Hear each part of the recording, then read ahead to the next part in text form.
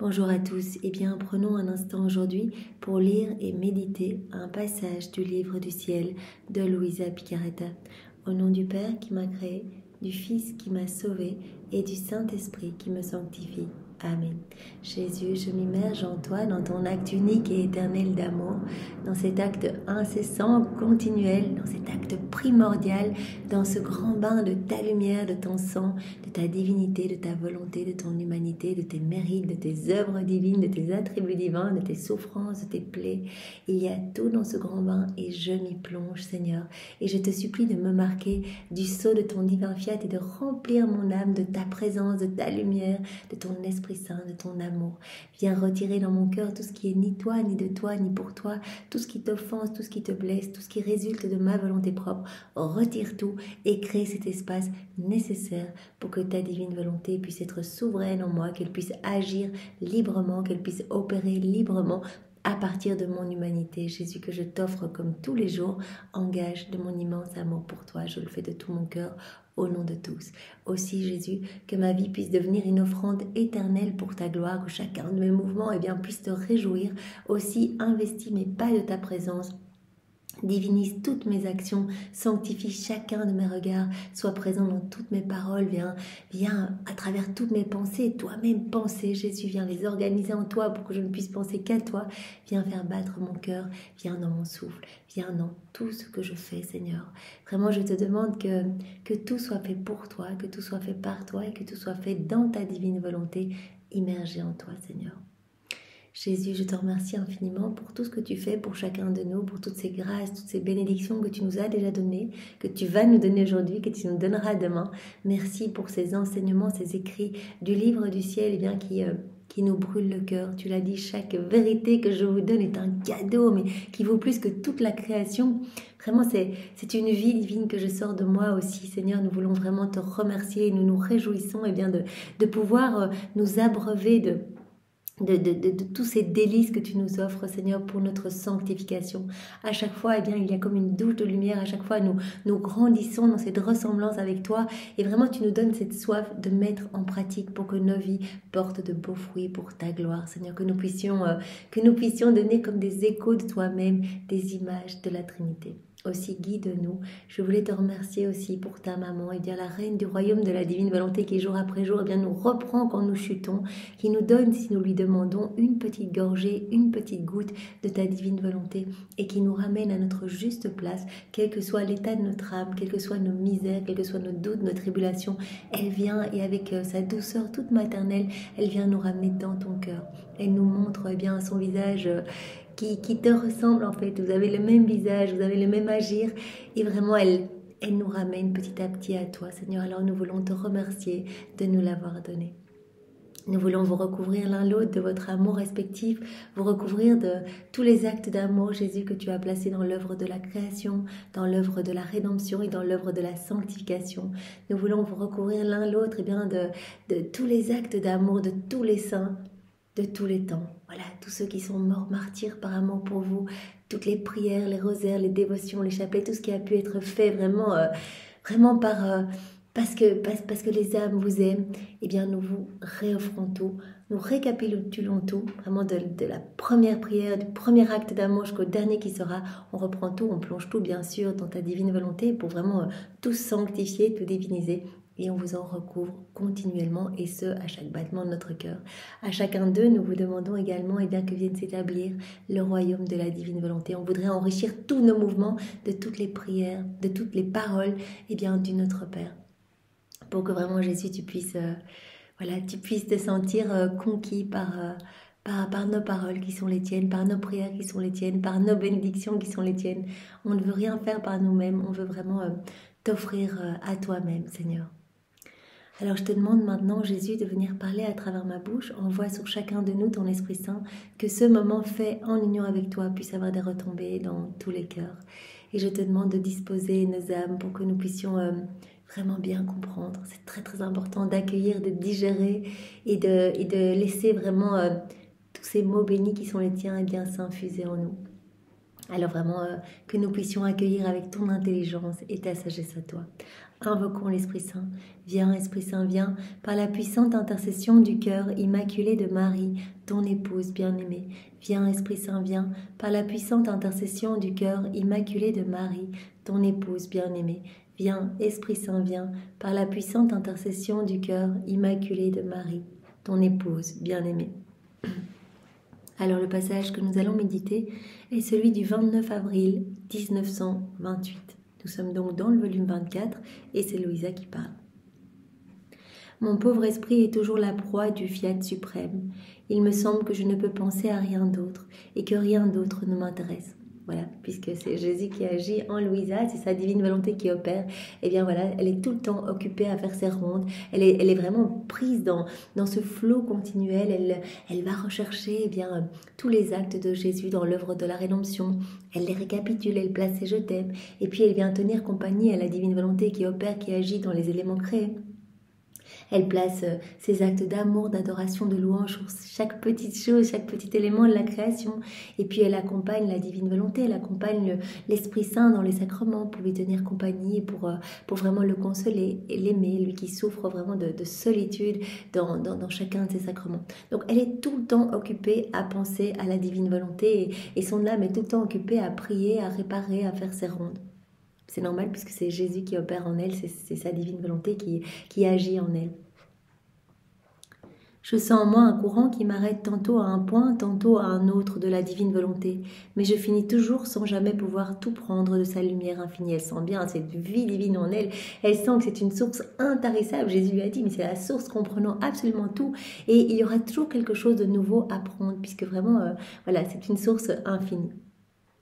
Parce que j'en suis incapable de pouvoir tout prendre toute cette lumière. Et mon aimable Jésus, se manifestant en moi pour me faire une surprise, me dit « Ma fille, lorsque l'âme pratique une vertu, le premier acte qu'elle pratique forme la semence. Et en pratiquant le second, le troisième, et ainsi de suite, elle cultive la semence, l'arrose, et elle devient une plante qui produit ses fruits, etc. Si l'âme ne pratique cette vertu qu'une seule fois, ou un petit nombre de fois, la semence n'est ni arrosée ni cultivée. Elle meurt et l'âme reste sans plante et sans fruit, car une vertu n'est jamais formée par un acte seul, mais par des actes répétés. Cela se passe comme sur la terre. Il ne suffit pas de semer la graine en terre, il faut la cultiver souvent et l'arroser si l'on veut avoir la plante et les fruits de cette semence. Sinon la terre durcit et la recouvre sans lui donner la vie. Donc Jésus parle ici. Voilà, il fait un parallèle entre la terre et la pratique des vertus. Et il dit, comme si on veut acquérir une vertu, il faut d'abord commencer par un premier acte, comme si c'était la première semence. Et à force de pratique, de persévérance, c'est comme si à chaque fois on arrosait cette petite semence qui va devenir une plante qui va porter du fruit. C'est comme pour la terre, si vous regardez, il y a une petite semence, si on ne l'arrose pas, si on ne fait rien, la terre va se durcir et finalement va recouvrir cette semence sans lui donner la vie. Celui qui veut acquérir une vertu, comme celle de patience, d'obéissance ou autre, doit semer la première semence pour ensuite l'arroser et la cultiver avec d'autres actes. Donc il y a cette persévérance aussi dans l'exercice des vertus. L'exercice des vertus, c'est pour acquérir une sainteté humaine. Jésus nous offre beaucoup plus avec la divine volonté. Il nous permet d'acquérir une sainteté divine. Vous serez saints comme mon Père céleste est saint. Je vais vous donner ma propre sainteté et vous allez juste devoir faire cela. La constance, la persévérance, comme pour l'exercice des vertus, il vous suffira de me donner votre oui, et en me donnant votre oui, c'est comme si moi je venais recréer un petit peu d'espace dans votre cœur, et à force d'actes faits dans la divine volonté, vous allez alimenter cette vie divine. Donc vraiment, ma volonté est beaucoup plus qu'une petite semence, c'est une vie. En fait, je vous donne directement ma vie, et vous allez l'alimenter et la faire grandir à chaque fois que vous allez vous unir à moi. Donc Jésus vraiment nous prend ce parallèle pour nous montrer à quel point la vie dans la divine volonté vaut vraiment tous les trésors de la terre. Un acte fait dans la divine volonté, ça Jésus l'a dit tellement de fois à Louisa, cela vaut même plus que la vie de tout un saint, de tous les saints réunis, parce que c'est Jésus qui le fait en nous.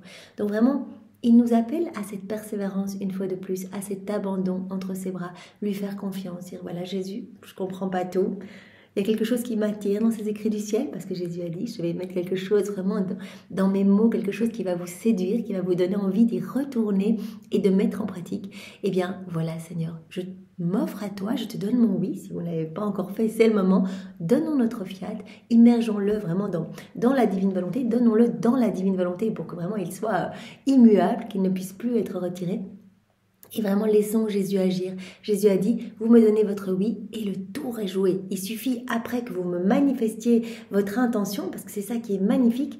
Au plus, on va lui dire, Jésus, je vis dans ta divine volonté. Jésus, je m'unis à toi. Jésus, viens, on va faire la vaisselle ensemble, on va aller marcher ensemble. Viens, Jésus, je vais conduire dans ta divine volonté. Viens, divine volonté, regardez à travers mes yeux, parlez à travers ma bouche, écoutez à travers mes oreilles. Viens tout faire en moi, comme en Jésus, dans sa divinité. Et bien, à chaque fois, cette vie divine grandit. Donc, on l'alimente en fait à chaque fois qu'on fait des actes, à chaque fois qu'on reçoit des enseignements. Chaque fois, c'est aussi une vie divine qu'on va alimenter. On va alimenter vraiment cette lumière en nous. Donc, il y aura de moins en moins de choses humaines.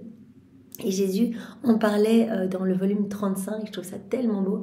Jésus disait, non, je crois que c'est dans le volume 24. Oui, c'est un peu plus long, on le verra dans quelques jours. Eh bien, il disait, en fait, le nombre d'actes est prévu par Dieu, a déjà été prévu de toute éternité. Donc pour chaque personne, il faut que nous fassions un nombre d'actes dans la divine volonté pour acquérir le royaume. Donc parfois on ne voit pas de fruits, on se dit mais qu'est-ce qui se passe? Oui, c'est vrai, je suis un peu plus détachée des choses du monde, mais le Seigneur va progressivement. On a emmagasiné beaucoup de choses vilaines dans notre cœur, beaucoup de choses vraiment du monde, et il nettoie. À chaque acte, il nettoie et sa lumière prend plus de place. Et là, ne vous découragez pas, c'est pour ça qu'il faut persévérer, parce que le nombre d'actes est établi pour que ce soit un moment, que votre vie soit uniquement lumière en fait. Et vraiment, quand vous ressentez encore des souffrances, des peines, il n'y a pas ça dans la divine volonté. Donc, si vous en ressentez, eh bien, vous allez les ressentir en fait dans ces espaces où il n'y a pas encore ma lumière en fait, dans ces espaces qui sont encore remplis de vous-même, de votre volonté propre. Donc, on peut s'imaginer vraiment l'âme, et à chaque fois qu'on agit dans nos volontés propres, eh bien, en fait, il y a comme des petits espaces en fait des petits vides, en fait, des petits vides d'amour, parce qu'on ne répond pas à l'amour de Jésus. Quand on agit dans nos volontés propres, en fait, on ne répond pas à sa tendresse. C'est comme si, en agissant seul, eh bien, on fermait la porte de notre cœur. Et donc, il y a ce petit vide. Et c'est dans ces petits vides-là, dans ces petits gaps-là, eh bien qu'on va ressentir de la tristesse, qu'on va ressentir de l'amertume, etc. Et quand on va faire des actes dans la divine volonté, eh bien, il va y avoir un peu de lumière dans notre âme, vraiment. Et petit à petit, au plus on va en faire, au plus ces petits vides-là vont se remplir de lumière, au point tel que notre âme deviendra pur amour. Et Jésus dit, eh bien, quand l'âme est totalement remplie de ma lumière, qu'elle est pure amour, eh bien, elle ne passe pas par le purgatoire. Elle vient directement dans mes bras. Si elle est restée unie à moi tout au long de sa vie, c'est normal qu'elle reste unie à moi dans le ciel, et vraiment qu'elle soit unie à ma gloire. Donc c'est vraiment magnifique. On peut déjà expier notre purgatoire ici-bas en nous unissant à Jésus. Et en plus, il refait même des choses du passé dans notre vie. Si on marche dans la divine volonté, par exemple, ou qu'on parle dans la divine volonté, Jésus va reprendre toutes les fois où on a parlé dans la divine volonté depuis notre naissance, et bien jusqu'à aujourd'hui. Il va reprendre toutes les fois pour vraiment pallier tous ces vides de sa lumière. Voilà, si on mange dans la divine volonté, il va reprendre toutes les fois où on a mangé dans notre vie et il va tout remplir de lumière. Donc petit à petit, notre vie devient complètement lumière. Mais vraiment, il est bon de garder en tête que la persévérance est vraiment, est ce qu'il faut vraiment... est ce qu'il faut faire. Donc il faut vraiment tout le temps demander avec les actes préalables le matin, puis tout au long de la journée. Parce qu'il n'y a que dans la persévérance que ces douces chaînes d'amour vont pouvoir se tisser avec Jésus, qu'il va pouvoir se sentir bien. Il va dire, ok, cette âme désire vraiment vivre dans ma divine volonté. Et donc, à la fin, il ne nous prêtera plus sa volonté, il nous la donnera. Donc ça, c'est magnifique. Et puis rappelons-nous aussi que il y a ce nombre d'actes, ça j'ai vraiment trouvé ça merveilleux, un nombre d'actes à faire pour recevoir tout le package, le royaume dans notre cœur. Donc vraiment, ne nous décourageons pas et continuons à faire nos rondes et à consoler Jésus, à l'aimer et à ne regarder que lui, à garder nos regards fixés sur lui. Voilà, donc celui qui veut acquérir une vertu, comme celle de patience, d'obéissance ou autre, doit semer la première semence pour ensuite l'arroser et la cultiver avec d'autres actes. De cette façon, l'âme formera un grand nombre de plantes belles et diverses. Par contre, voilà, comme on vient de le dire, ma volonté n'est pas une semence comme les vertus. Donc Jésus a pris cet exemple, voilà, la terre autour de nous, si on ne l'arrose pas, ça va être une terre toute sèche, il n'y aura pas de fruits. Il a pris pour l'exercice de vertu et il dit, mais dans ma divine volonté, c'est bien plus que ça. Je vous donne pas, c'est pas une petite semence que vous allez arroser, non, c'est une vie divine. Ma volonté n'est pas une semence comme les vertus, elle est la vie. Et à mesure que l'âme commence à être résignée à voir ma volonté en toutes choses et à vivre en elle, la petite vie divine se forme en elle. Et en progressant dans la pratique de la vie dans ma volonté, cette vie divine continue à croître et à s'étendre. C'est pour cela qu'au plus on va faire des actes dans la divine volonté, au plus on va étendre les frontières du royaume, parce qu'à chaque fois, Jésus va dilater un peu plus notre cœur pour nous donner plus.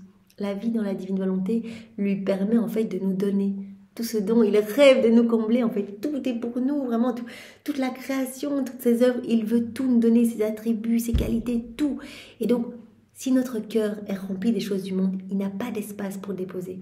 Donc, il a besoin vraiment de ce détachement pour pouvoir déverser, en fait. Et à chaque fois qu'on lui fait confiance, qu'on dit « Jésus, je m'unis à toi », il élargit un peu notre âme pour mettre plus, Donc, c'est tellement magnifique. Et en progressant dans la pratique de la vie dans ma volonté, cette vie divine continue à croître et à s'étendre, au point de remplir toute l'âme de cette vie, de telle sorte qu'il ne reste plus d'elle qu'un voile qui la recouvre et la cache en elle-même. C'est trop beau, en fait. On est appelé à devenir comme des voiles, notre humanité, notre corps, et comme devrait, en fait, dans le plan de Dieu, devrait être comme un voile cachant la divinité de Dieu en nous, en fait. Adam, dans son état d'innocence, était comme ça, son humanité était comme un voile, et tout resplendissait vraiment de la présence de Dieu. Tout comme les éléments de la création, sont comme des voiles cachant la divine volonté opérante et agissante. Nous savons que chaque élément de la création, cache une qualité divine. La divine volonté conserve un attribut divin, une qualité divine. Et vraiment, si nous nous unissons, si nous faisons ces rondes, nous allons recevoir ces attributs divins, ces qualités divines. Donc c'est trop bon, on est appelé vraiment à devenir vraiment des vrais tabernacles de Dieu, en fait. Des petits tabernacles d'amour. Notre cœur doit être vraiment comme un palais céleste pour accueillir la Trinité, tout le royaume, tout. Voilà. Et il en est de ma volonté comme de ses vertus. Et en progressant dans la pratique donc de la vie de ma volonté, dans ma volonté, cette vie divine continue à croître et à s'étendre au point de remplir toute l'âme de cette vie. Voilà. Donc vraiment, au plus on va faire des actes, au plus cette lumière va s'étendre, au point que notre âme sera gorgée de la lumière même de Dieu, de son amour, de sa splendeur, de tous ses attributs divins. De telle sorte qu'il ne reste plus d'elle qu'un voile qui la recouvre et la cache en elle-même. Et il en est de ma volonté comme de ses vertus. Si la créature ne donne pas l'aliment naturel de ses actes à la vie divine qui est en elle, cette vie ne grandit pas. Comme pour les vertus, il va falloir à un moment faire des actes dans la divine volonté pour faire grandir cette vie. Ce n'est pas une semence, c'est une vie, donc c'est très précieux, mais il faut l'alimenter pour la faire grandir. Si la créature ne donne pas l'aliment naturel de ses actes à la vie divine qui est en elle, cette vie ne grandit pas et ne la remplit pas entièrement.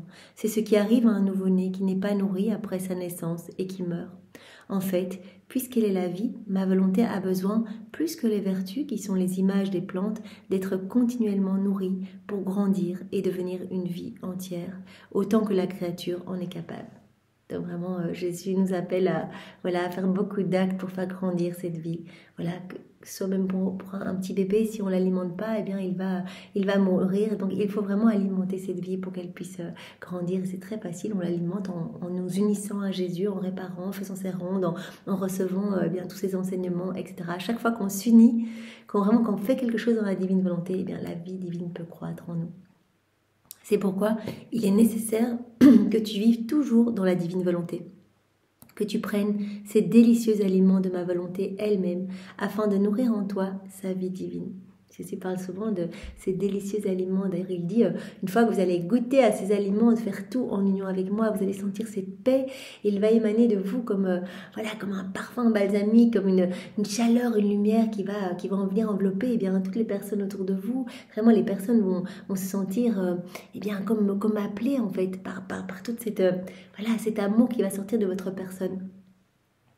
Et donc, Jésus dit, une fois qu'on a goûté à ces aliments, Eh bien, c'est comme si on avait habitué notre palais vraiment à goûter des choses délicieuses. Et on ne peut plus revenir dans nos volontés propres et s'alimenter eh bien d'aliments putris ou voilà, les choses de notre volonté humaine. Voilà, nourris-toi de ces aliments délicieux de ma volonté elle-même, afin de nourrir en toi sa vie divine. Tu vois donc combien grande est la différence entre les vertus et ma volonté. Voilà, acquérir la sainteté humaine ou acquérir la sainteté divine. Les vertus, exercice de vertus, voilà, qu'il faut quand même faire voilà, dans la constance, la persévérance, mais c'est une semence qui va devenir une plante, des fruits, etc. Ou alors une vie qu'on va alimenter. Et à chaque fois qu'on va faire des actes, chaque acte est une vie divine, chaque connaissance est une vie divine. Donc c'est incroyable. Les premières sont des plantes, des fleurs et des fruits qui embellissent la terre et ravissent les créatures. Alors que mon fiat, la divine volonté, est le ciel, le soleil, l'air, la chaleur et les battements du cœur, toutes choses qui forment la vie, est une vie divine dans les créatures. Par conséquent, aime cette vie et nourris-la continuellement afin qu'elle puisse te remplir entièrement et qu'il ne reste plus rien de toi. Ça, Jésus l'a dit, voilà, c'est le travail, c'est avancer petit à petit vraiment dans cette ressemblance avec Jésus, c'est le laisser nous façonner, en fait, le laisser nous transformer pour qu'il n'y ait plus rien d'humain en nous. Ça doit être vraiment l'objectif ultime de notre vie, c'est qu'il puisse, parce que c'est pas nous en fait, c'est lui avec sa maman qui va venir travailler notre cœur et vraiment nous détacher de tout au point tel que voilà, il va même nous donner voilà, cette soif de nous unir à lui. Au début, ça peut paraître difficile, on va dire, mais comment on va se rappeler tout le temps de faire des actes dans la divine volonté? Au plus on va lire, au plus on va avoir cette soif, au plus il va se rappeler vraiment, vraiment à notre souvenance en disant, allez, on fait cet acte ensemble, etc. Et donc petit à petit, il vient nous transformer et vraiment notre âme devient toute lumineuse, toute belle.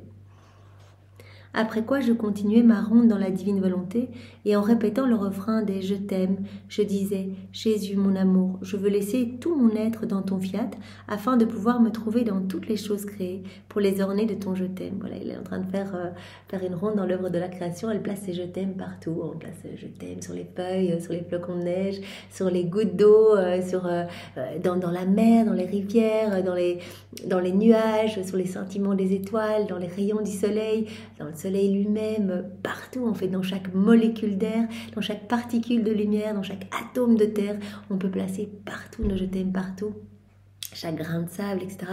Et donc vraiment, pour que cela résonne partout, parce que l'âme qui vit dans la divine volonté, ou qui essaye d'y vivre, en tout cas qui fait des actes dans la divine volonté, va directement être vraiment dans cette unité avec toute la création. Et donc tout ce qu'elle va faire va vraiment se répercuter en écho partout, sur la terre et dans le ciel. Donc vraiment tout ce qu'on va faire eh bien, va être répété par chaque élément de la création. On dit Jésus, je t'aime directement, toute la création va répéter cela, les saints, les anges, Marie, etc. Partout où la divine volonté est opérante, eh bien, il va y avoir cette répétition de cette prière, de cette parole, de cet acte d'amour, de cet acte de louange, de bénédiction. Et donc Louisa, expressément, elle place vraiment ces actes d'amour sur les petits éléments de la création. Plus encore, je veux placer mon cœur au centre de la terre et par ses battements, je veux embrasser tous ses habitants et en suivant tous leurs battements de cœur de mes je t'aime, je veux te donner l'amour de chacun de nous. En plus, je veux pallier à tous ces manquements d'amour, tous ces hommes qui ne t'aiment pas. Eh bien, je veux vraiment mettre mon cœur au centre de la terre. Il suffit d'en avoir l'intention dans la divine volonté et cela se passe. Et donc, je me place au centre de la terre. Je fais battre mon cœur au centre de la terre pour que vraiment mon battement de cœur qui te dit tout le temps je t'aime, je t'adore, je te loue, je te bénis, je te glorifie, que vienne ton royaume, puisse se répercuter partout, partout, partout et puisse se répercuter également dans chaque battement de cœur de chaque homme, dans chaque mouvement de chaque créature, etc. Et avec mes battements de cœur répétés au centre de la terre, je veux placer mon je t'aime dans toutes les semences que la terre contient en son sein. Donc elle nous montre des exemples de rondes. Voilà, elle passe également ces je t'aime même dans les petites semences qui se trouvent en dessous de la terre. Et à mesure que les semences germent et que les plantes, les herbes et les fleurs se forment, je veux placer en elles mes je t'aime, afin que je puisse les voir enfermés dans mes je t'aime pour Jésus. Mais alors que je disais cela, ma pensée interrompit le refrain de mon je t'aime en me disant « Quelle bêtise tu es en train de dire !» Jésus lui-même doit être fatigué de t'entendre psalmodier tes je t'aime, je t'aime. Et Jésus, se manifestant très rapidement en moi et regardant partout dans la création pour voir si en toute chose, grande et petite, il y avait la vie de mes je t'aime, me dit. Donc c'est super touchant. Voilà, Jésus, en fait, Il se réjouit quand il y a un retour d'amour. Quand on place dans je t'aime, en fait, il est super content parce que chaque élément créé est une manifestation de son amour pour nous. Alors quand on place dans je t'aime, on répond à son amour au nom de tous, comme on le fait dans la divine volonté. On le fait vraiment comme si tous les hommes de tous les temps venaient dire je t'aime sur chaque feuille, je t'aime sur chaque fleur, sur chaque pétale, partout je t'aime avec ton amour, je t'offre tes qualités divines, je t'offre la puissance du soleil, je t'offre l'immutabilité du ciel, je t'offre l'humilité de la terre, ton humilité dans la terre, je t'offre ta bonté, ta pureté, ta beauté, vraiment ta pureté cristalline, voilà, dans l'eau, etc. Donc vraiment, on le fait au nom de tous. Et Jésus dit, en fait, je suis super content, et ça, il le dit souvent, voilà, qu'il guette, en fait. C'est tellement touchant, en fait. C'est comme si il espionnait, il attendait qu'il y ait un retour à son amour. Il dit, allez, cette petite âme-là qui vit dans la divine volonté, elle va me rendre de l'amour pour tous. Tout ce vide d'amour que je ressens, cet amour que je ne peux pas donner, parce que quand les âmes ne veulent pas, eh bien, elles ne prennent pas mon amour, et cela m'asphyxie. En fait, je suis dans les cœurs, je suis la divine volonté, je suis là, mais je suis écrasée sous des torrents de boue et de décombres. Je suis mal, j'étouffe de ne pas pouvoir donner mon amour. Il dit, c'est ma plus grande souffrance de voir mon amour qui est rejeté. Pour cela que vraiment, Adam, dans son état d'innocence, vivait dans ce flux et reflux parfait. C'était l'harmonie parfaite entre le ciel et la terre. C'est à cette place-là que nous sommes appelés à retourner. Alors Jésus guette, il attend nos je t'aime dans les éléments de la création. Il attend nos je t'aime dans l'œuvre de la rédemption. Il attend nos je t'aime à chaque instant. Et donc vraiment Louisa qui dit, mais moi mes petits je t'aime, à mon avis Jésus doit en avoir marre. Et parfois c'est une réflexion qu'on pourrait se faire nous aussi en disant, mais finalement on répète un peu tout le temps la même chose. Vraiment notre âme est appelée à placer des je t'aime tout le temps, tout le temps, tout le temps. Et c'est vrai qu'on peut se dire, oui mais c'est peut-être un peu répétitif. Et Jésus dit, mais pas du tout en fait. Moi j'aime tellement, à chaque fois en fait j'entends en écho comme si tous les hommes m'aimaient et me prenaient dans leurs bras. J'entends eh bien mes propres je t'aime se répercuter partout. J'entends mes louanges, j'entends mes bénédictions. Et cela eh bien me glorifie parfaitement, glorifie mon Père et l'Esprit Saint à la perfection. Donc vraiment c'est une offrande d'amour magnifique que nous plaçons au pied de la majesté suprême. Voilà. Et Jésus se manifestant très rapidement en moi et regardant partout dans la création pour voir si en toute chose, grande et petite, il y avait la vie de mes je t'aime. Donc vraiment, il guette, il est vraiment partout, on fait de la petite fille de sa volonté. Donc, et nous, on est à la suite de Louisa, on est des petits maillons à la suite de Louisa. Donc il vient regarder partout si on a placé nos je t'aime. Il dit, mais est-ce qu'elle n'a pas oublié un endroit? Non, voilà, elle l'a mis dans l'air, elle l'a mis sur les fleurs, elle l'a mis sur les feuilles, elle l'a mis partout. Et il me dit, ma fille, quelle merveille, quel enchantement de voir toutes les choses ornées de tes je t'aime.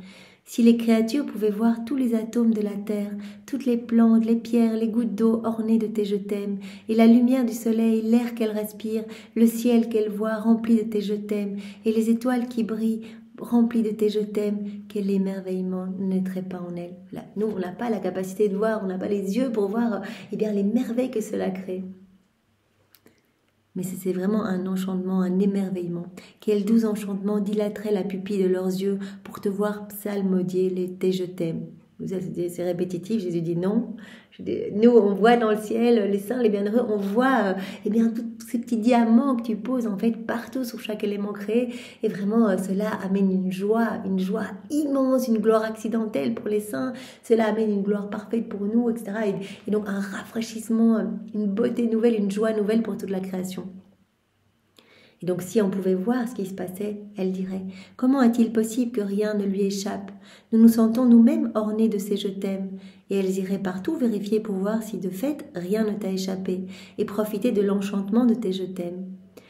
Donc même les créatures sont vraiment prises dans ce flot d'amour, en fait, se sentent, reçoivent quelque chose de ces rondes que l'on fait dans l'œuvre de la création, de la rédemption, de la sanctification. Et tout le monde va recevoir quelque chose, vraiment pour autant que le cœur est un petit peu disposé et ouvert, eh bien tous les hommes vont recevoir quelque chose. Pareil, tous les hommes vont recevoir quelque chose, eh bien si on s'unit à Jésus pour faire nos petits actes du quotidien. Oh, si ce merveilleux enchantement demeure caché aux créatures, il ne l'est pas au ciel, où les habitants peuvent profiter de l'enchantement et des merveilles de voir la création tout entière, remplie et ornée de tes je t'aime. Donc c'est-à-dire que les saints se réjouissent, les bienheureux, les anges, Marie, voilà, tous peuvent voir eh bien, les bienfaits de ces rondes en fait. Ils sentent que leur je t'aime s'harmonise avec les tiens. Alors la divine volonté, on est en harmonie avec... partout se trouve la divine volonté opérante, agissante. Voilà, on sait très bien que les bienheureux sont dans la divine volonté, les saints sont dans la divine volonté. Jésus nous propose déjà ici-bas la vie des bienheureux. Et donc nous sommes dans une douce harmonie et tout ce qu'on va faire, eh bien, va vraiment résonner partout. Ils sentent que leur je t'aime s'harmonise avec les tiens. Et ils ne se sentent pas séparés de la terre parce que l'amour les réunit, formant les mêmes notes et les mêmes harmonies. C'est comme en fait, à chaque fois qu'on va faire des rondes, à chaque fois qu'on va faire des actes en union avec Jésus, eh bien Jésus en parle souvent, cela va être comme un doux chant mélodieux en fait qui va s'élever vers le ciel et qui va s'unir au chant des anges, des saints, de la Vierge Marie, qui va venir envelopper toute la création, etc. De plus, tu dois savoir que lorsque furent créées toutes les choses, grandes et petites, je ne me suis pas fatiguée de les orner pour toi de mes incessants et répéter je t'aime. Vous allez se dire, mais c'est une répétition, dire tout le temps je t'aime, tout le temps, toute la journée, les pousser à le faire. Et Jésus dit, moi je ne me suis jamais lassée de le faire, mais je t'aime, il coule continuellement pour chacun de mes enfants, mais je t'aime se trouve partout sur chaque élément créé. Alors vraiment, si moi je ne me lasse pas, eh bien tu ne dois pas te lasser d'y répondre. Et tout comme je ne me suis pas lassée de placer mes je t'aime, je ne me fatigue pas non plus de les entendre répéter par toi. Au contraire, je suis heureux que mon je t'aime ne reste pas isolé et profite de la compagnie du tien. Voilà, en fait, on peut vraiment s'imaginer les je t'aime de Jésus qui attendent tout seul dans chaque élément et quand on vient placer le je t'aime, on répond à cet amour. Et comme le tien fait écho au mien, ils se fusionnent et vivent une vie commune. Et puis l'amour ne se fatigue jamais. Il est porteur de joie et de bonheur pour moi. Donc on peut devenir vraiment des petites sources de joie pour Jésus, ce qui est un vrai délice. Alors je ne sais pas comment, mais une pensée m'est venue. Si je mourais et que j'allais au purgatoire, que vais-je y faire? Si déjà ici, emprisonnée dans un corps enfermé plus que dans une étroite prison, ma pauvre âme souffre tant lorsque Jésus la prive de son adorable présence que je ne sais pas ce que je pourrais faire et souffrir pour le retrouver. Que se passerait-il si mon âme libérée de la prison de mon corps, elle prenait rapidement son envol et ne trouvait pas Jésus, le centre en qui je cherche refuge pour ne plus jamais en sortir? Ce serait l'horreur si déjà ici, quand je suis dans la prison de mon corps, je souffre de ne pas voir Jésus physiquement. C'est vraiment, on voit qu'elle commence quasiment chacun des passages qu'elle écrit en union avec Jésus, elle commence en relatant l'amertume qu'elle ressent dans le cœur, cette agonie qu'elle ressent de ne pas voir Jésus, même si elle sent cette vie divine. Et de plus en plus, quand on avance dans les volumes, on se rend compte que la tristesse, la souffrance qu'elle vivait vivait au début, vraiment de ne pas voir Jésus, eh bien, se transforme en résignation. Elle n'arrive même plus vraiment à souffrir. Elle sent la souffrance, mais elle sent tellement cette vie divine qui déborde en elle, vie divine comprenant tous les bonheurs célestes, les joies divines, etc. Elle sent tellement de lumière, et bien que cette souffrance, en fait, est juste ressentie extérieurement. Mais dans son âme, elle sent des ruisseaux de joie. Elle dit souvent, voilà, je sens cette souffrance, mais je sens des torrents d'amour, en fait, qui viennent tout recouvrir. Donc vraiment, parce qu'elle est de plus en plus remplie de la divine volonté. Donc Jésus l'a vraiment travaillé au fil des volumes. C'est pour cela que c'est important pour nous de commencer au volume 1, parce que Jésus va nous travailler en même temps qu'il travaille Louisa. Il ne fait pas que de nous parler de choses, voilà, quand nous lisons, il nous donne en fait ce dont il nous parle. Donc il nous parle d'une vertu, il nous la donne. Ici maintenant, il est en train de nous parler de sa divine volonté qui opère, qui est lumière, qui transforme, etc., qui est une vie divine. Eh bien, il nous rajoute quelque chose dans notre âme, vraiment cette soif de faire grandir cette vie divine en nous. Donc elle se dit, mais voilà, si ici, quand je ne vois pas Jésus, je sens déjà extérieurement cette souffrance, eh bien, que se passerait-il si j'étais obligée d'aller au purgatoire et que j'étais séparée de Jésus? Voilà, si au lieu de trouver ma vie, le centre de mon repos, je me trouvais jetée dans le purgatoire, quel serait alors mon tourment et ma souffrance? Je me sentais oppressée par ces pensées lorsque mon bien-aimé Jésus me serra contre lui et ajouta, « Ma fille, pourquoi vouloir t'oppresser toi-même ?» Dans la divine volonté, quand on se pose des questions, qu'on a un petit peu des doutes comme elle, voilà, une situation où elle se sent un petit peu oppressée par ses pensées, et bien en fait cela va se répercuter partout puisqu'elle a ce 4e niveau de vie dans la divine volonté. Donc tout ce qu'elle fait va se répercuter partout. Donc Jésus dit, mais en fait, tu donnes une touche un peu de tristesse dans toute la création. Donc reste focus, vraiment reste les yeux fixés sur moi et continue à louer, bénir, adorer, à te réjouir, à me remercier, etc. place cette joie vraiment partout, que cela puisse résonner partout et nous amener de la joie.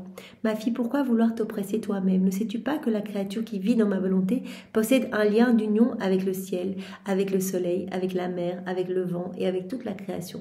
Ça, Jésus nous le dit tout le temps, voilà, on est dans cet acte unique et éternel, donc il y a cette unité, cette harmonie entre l'âme qui vit dans la divine volonté et toute la création. Ces actes sont fusionnés avec toutes les choses créées parce que ma volonté a placé tout en commun avec elle comme si tout lui appartenait. L'âme qui vit dans la divine volonté devient dépositaire, propriétaire de tout le royaume. Tout lui appartient. Absolument tout est pour elle. Tout est enclos en son âme. Elle détient cette source jaillissante contenant tout. De sorte que toute la création ressent la vie de cette créature. Elle est vraiment en connexion avec chaque élément créé. Et si elle pouvait aller au purgatoire, ils en seraient tous offensés. L'univers tout entier se rebellerait et ne la laisserait pas aller seule au purgatoire. Les cieux, le soleil, le vent, la mer, tous voudraient la suivre.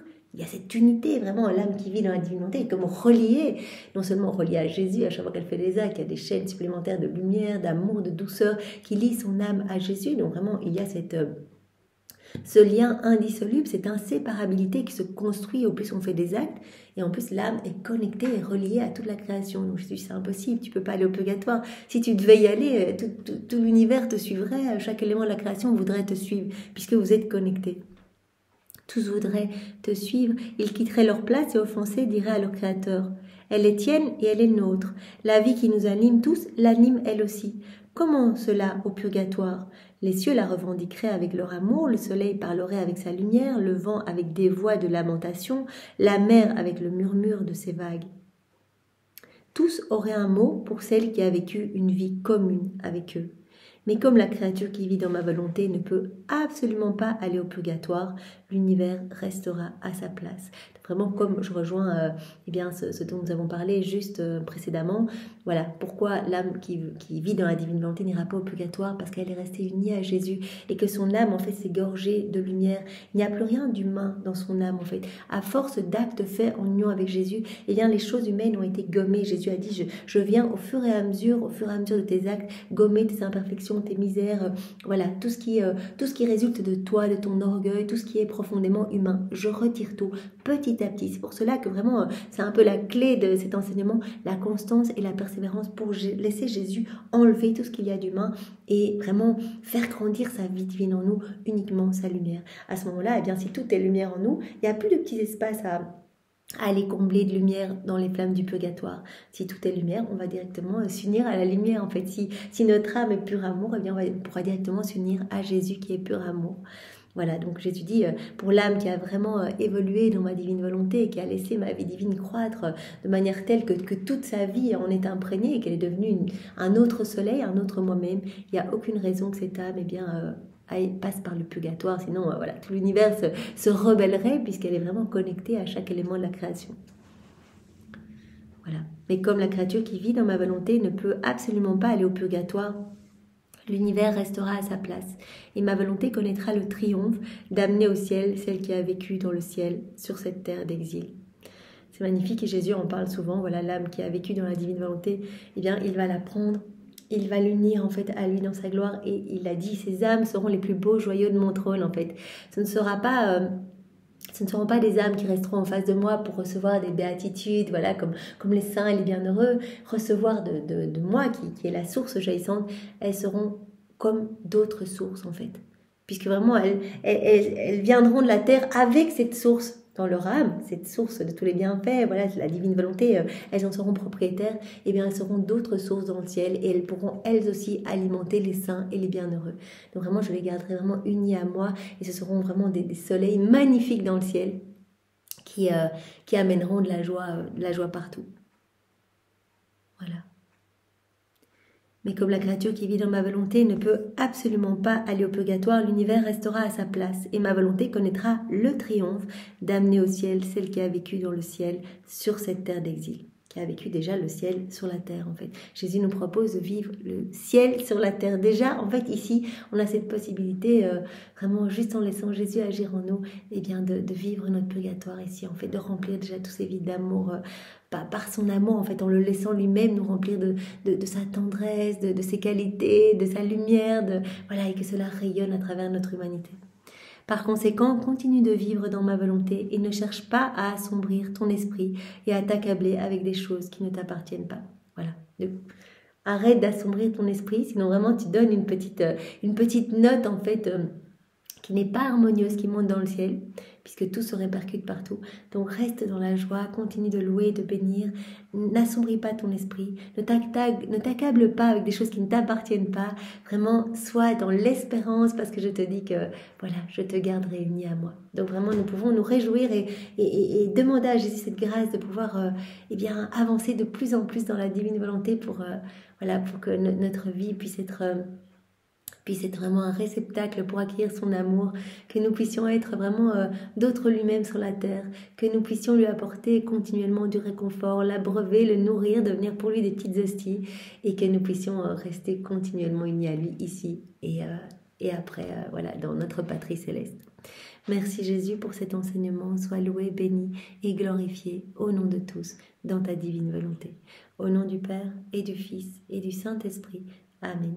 Soyez tous bénis. Au revoir.